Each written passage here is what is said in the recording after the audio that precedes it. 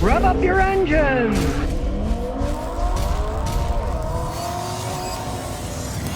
Well, the used car market's heating up now because the new ones are so expensive. Here are the 10 fastest and slowest selling used cars. Now, maybe you're going to buy the slowest ones because you're going to get a better deal, right? But here's the fastest one. It's kind of strange. Number 1 is the Lexus RX 350h. 2 is Lexus NX 350h. 3 is Lexus NX 250. 4 is a Kia Niro plug-in hybrid. 5 is a Lexus IS 500. 6 is a Toyota Highlander hybrid. 7 is a Lexus NX 350. 8 is a Toyota Corolla hybrid. 9 is the Mazda MX Miata. And 10 is a Honda CR-V hybrid. Hey, I'm surprised. The Lexus are expensive cars, but they're selling fast. I guess the new ones are so expensive, the used ones are cheaper that they're selling instead of the new ones. Now, here's the worst 10 selling ones. The ones that had the hardest time selling. Genesis GV60. No surprise. Chrysler Pacifica. No surprise. Mercedes-Benz EQS SUV, that's no surprise at all. Lincoln Corsair, that's been a massive failure. The Audi S8, no surprise, endless money pit. Maserati Ghibli, that's no surprise. The Hyundai Ioniq 6, nobody wants those electric cars. Hyundai Santa Fe, partially hybrid. EV, Audi RS5 Sportback, another Audi, and the Ford Escape PHEV. So, those are the worst selling ones. I gotta say, I'm not surprised by the worst selling ones. Expensive junk or just plain junk like Hyundai stuff, right? But the fastest selling ones are relatively expensive cars. A bunch of them are Lexuses. It's got to be because the Lexuses are so expensive new, they keep raising the price that people are looking for used ones. They know they last a long time, and they listen to me and make a deal and get a used one. Well, the world's largest selling vehicle is going to be no more. You might not realize it, but the 50cc Honda mopeds sold over 110 million examples of it. Over 110 million. The little 50cc's, you've seen them before. These little bitty 50cc Hondas, right? The problem is with all the pollution controls in Japan and stuff, they can't meet the specs. And electric mopeds are taking over for them. If you've ever owned a 50cc moped, ding, ding, ding, ding, ding, they're very little power. Fuel goes bad because you don't use it enough. The electric mopeds don't have that problem. I've got some of these, and I got to say, they are a lot of fun to drive around it, right? I mean, let's face it. How far do you go in a 50cc moped? You're not traveling around the country in that thing, right? So, short trips that you take in that are perfectly fine to do in an electric version. It's one of the few things where electric works fine because lightweight, small. That's what electrics are made for. Not 6,600-pound Cybertrucks. No. Little bitty 70-pound bicycles max with batteries on them. That includes the weight of the battery too. It looks like the world's best-selling vehicles. They're going to stop making them. The Honda 50cc moped, and because of pollution control, and because, hey, in that small range of small vehicles, a battery one is actually a better idea. I got a bunch of these electric bicycles and mopeds, and they are a lot of fun. I don't take them for hundreds of miles, no. And have some fun, right? Same thing with the 50cc mopeds. People in the neighborhood here, kids have them, they're riding them around. 50cc mopeds cost 2 to 3 times what most of these electric ones do. The electric ones are simpler.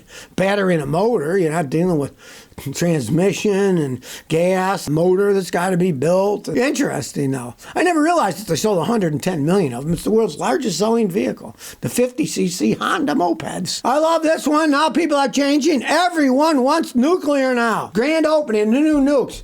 But the real question is, as the guy in the article said, who's going to pay for it? Right? Everybody wants all kinds of stuff, but nobody wants to pay for it. I was just talking to a guy who came to visit me here from Massachusetts, and he worked with the government. He said, Scotty, you wouldn't believe how the bridges in Massachusetts are falling apart. They haven't been fixing the infrastructure, right? They can't get money to fix the bridges. Where they can get billions to build the new power plants with? They're going to have to. I mean, it comes to a point. We need cheap, plentiful, non-polluting energy, and the nukes fit the bill. So what if they have a little bit of radioactive leftovers once the fuel's used? There's many places you can bury it. Stick it in those glass containers so they don't get in the water or anything. There was a knee-jerk reaction against nukes. A few explosions here and there. for stupid reasons like Fukushima. Oh, let's build a nuke right next to the ocean so the water can short it out. In the ring of fire where they have earthquakes and tsunamis all the time. Brilliant move that was. They could at least build it up higher in the air. Then the water wouldn't have gotten, they wouldn't have any problems, right? You build them in the correct place. Hey, the nukes give a lot of power. But, like the guy in the article says, where's the money coming from? None of these politicians want to spend money. They want just magic to come out. You know, they want to spend it on woke projects like in Houston where they're getting federal money and they're going to build electric car charging stations in the underprivileged poor neighborhoods. The people who can't afford an electric car, they'll be the exact opposite of the problem that rich people have the problem. They have an electric car, driving around their Tesla, but when they're driving around interstate, across the country, there's no place to charge them, right? Well, the opposite would be the case here. They'd have charging in the poor neighborhoods, but nobody would have electric cars to plug into them, so...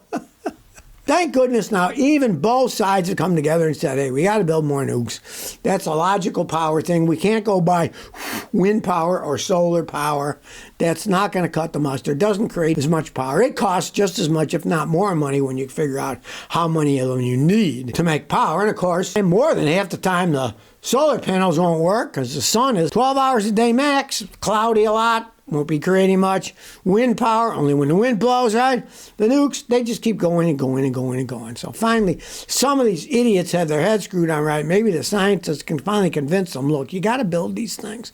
They work. Stop thinking you're going to have fusion. I mean, I'm talking about fission nuclear, the old style ones. Fusion, it's so hot. It's so far in the future, if ever, we can't plan our energy on that. Finally, at least some of them have sense. Now the only thing is convincing people to put money into them. Now, I love reading these green articles. Check this out.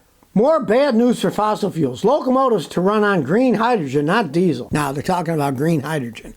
And that's turning water into hydrogen using electrolysis. That takes a whole bunch of energy. Then this green hydrogen is going to be used in fuel cells to run big trains, right? Well, there's nothing mass-produced for giant fuel cells and trains yet. So, one, we're talking way in the future. They're always talking about in the future. Oh, this is the end of that. We're going to replace with... One, it's an extreme energy wasting process. You got to use electrolysis to create the green hydrogen to run the fuel cells. It's a tremendous amount of energy, and every time you use one energy to make another energy, there's a level of inefficiency, right? Why not figure out how to use the electricity some other way in the trains other than making hydrogen that then is put in a fuel cell to create electricity? You had to use electricity to get electrolysis of the water to turn it into hydrogen in the first place, right? The problem is these people don't know much about physics, these politicians. They fall for this green crap, and then you find out they're just wasting more energy that we don't have. Where is this electrical energy going to come to for the electrolysis to make the green hydrogen? Now, there's tons of hydrogen around, but most of it's made from fossil fuels, including even coal. It's an extremely inefficient process. And the idea that they're going to have trains that are running on fuel cells, trains need a tremendous amount of energy to pull those heavy loads, right? Who's to say they can make fuel cells that big at an economic level that it's even going to make sense yet? They're all bragging. Oh, bad news, locomotives are going to run on green hydrogen. No, this is something that's going to be way, way, way in the future. I mean, let's look at the logic of it. Diesel locomotives have diesel engines, generate electricity, electric motors drive the trains. And you notice if you're in any area where they have the power lines over the train tracks, then the trains have little contactors and they can run directly off the electricity, which makes a lot more sense than using the electricity to make hydrogen from electrolysis, than using the hydrogen to generate electricity to run the train. That's levels of efficiency we don't need, right? Build more trains that have power lines on if you want to do that. The gist of this is, where's the electricity coming from in the first place? These people are all talking about solutions that theoretically are a great idea until you realize, where's this electricity magically coming from? It's not coming from the air, right? You're wasting a level to make hydrogen using electrolysis, then using that hydrogen to create electricity in a fuel cell to run an electric train. Just put more lines in and run them that way. It's stupid to think that you're going to make fuel cell trains and have another level of inefficiency. We don't have enough electricity as it is. And if you waste even more, turning it from one fuel and then back again to electricity, it's just plain stupid. Well, if you have a Tesla, it looks like you shouldn't use the dog mode now. They have this mode that if you leave your pets in, it keeps the air conditioning running and stuff so the dogs don't overheat and the animals so they don't die when it's 100 degrees outside and then the sun's boiling the inside of the vehicle. Well, it turns out that it looks like Tesla published an update, and the update's screwed up. Now dog mode doesn't work. The AC isn't on, and the dog's favorite music is not playing. Guy who owns a Model Y put his vehicle in dog mode, and an alert on his phone warned him that, hey, dog mode isn't working. Go back to your car. Contacts Tesla, and they say dog mode issues were a known characteristic of current firmware, and that the latest update did spark a firmware issue with dog mode. So owners should, quote, please refrain from using dog mode for the time being. Are you going to trust this complex technology? I mean, it's plain insanity to some level. These things are too high-tech, all the interrelated software. Now, the guy was lucky because it did warn him and say there's a problem with the dog mode, right? What if that breaks and this dog is roasting to death inside the car? You can't trust this technology, especially anything that old Elon does. He promises you the moon and he gives you Earth that you're already on.